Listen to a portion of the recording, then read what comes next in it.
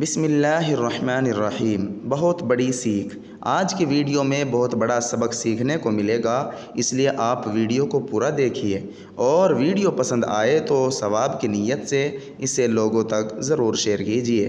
مرغی بیچنے والے نے ذبح کرتے سمے ایسا کیا پڑھا کہ میں سن کر حیران رہ گیا۔ السلام علیکم ورحمۃ اللہ وبرکاتہ۔ آج میں آپ کو ایک چھوٹی لیکن بڑی سیکھ دینے والی گھٹنا سنانے جا رہا ہوں۔ ایک دن میں ایک چکن کی دکان پر گیا۔ میں نے دیکھا کہ مرغی بیچنے والا ایک ایک کر کے مرغیوں کو ذبح کر رہا تھا، لیکن اس کی زبان پر کچھ الفاظ تھے جنہیں وہ دھیرے دھیرے پڑھ رہا تھا۔ مجھے شک ہوا۔ میں نے سوچا کہیں یہ ذبح کا صحیح طریقہ تو نہیں بھول گیا۔ میں نے اس سے پوچھا، بھائی تمہیں معلوم بھی ہے کہ مرغی ذبح کرتے وقت کیا پڑھا جاتا ہے؟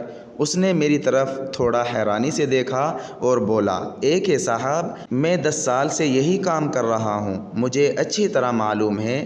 پھر اس نے میرے سامنے 2 اور مرغیاں ذبح کی اور اس بار تھوڑی اونچی آواز میں پڑھا، انا للہ و انا الیہ راجعون، یعنی بے شک ہم اللہ ہی کے ہیں اور اسی کی طرف لوٹ کر جانے والے ہیں۔ میں کچھ پل کے لیے حیران رہ گیا۔ میں نے اس سے کہا، بھائی یہ آپ کون سی دعا پڑھ رہے ہو؟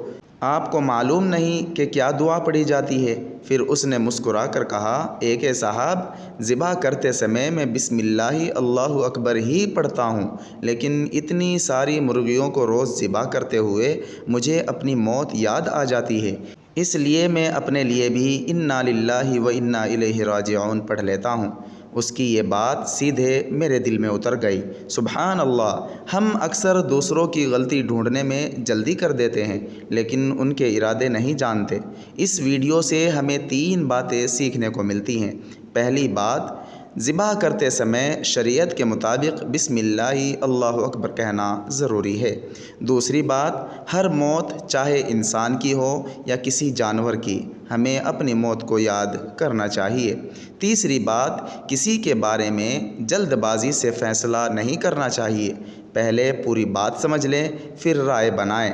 یاد رکھیے، دنیا کی زندگی بہت چھوٹی ہے، آج کسی اور کی باری ہے تو کل ہماری بھی ہوگی، اس لیے اپنے اعمال کی فکر کیجیے، توبہ کیجیے اور اللہ سے اپنے ایمان پر خاتمہ کی دعا کیجیے۔ اگر یہ بات آپ کے دل کو چھو گئی ہو تو اس ویڈیو کو زیادہ سے زیادہ شیئر کیجیے تاکہ اور لوگ بھی نصیحت حاصل کر سکیں، اور ایسے ہی دل کو چھو لینے والی اسلامک کہانیوں اور نصیحتوں کے لیے ہمارے چینل اسلامک سورس 3154 کو ضرور سبسکرائب کر لیں۔